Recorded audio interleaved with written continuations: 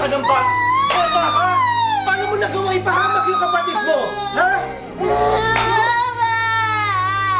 Alam mo, okay sana kung iniisip mo na mapapabuti yung kapatid mo sa Teacher Daisy na yan eh. Pero hindi. Alam mo yung nasa isip mo.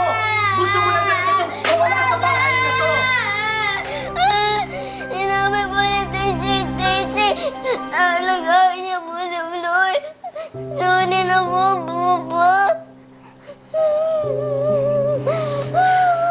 Lisa, when will you ever realize na kahit na anong gawin mo, permanente na sa buhay natin si Flor?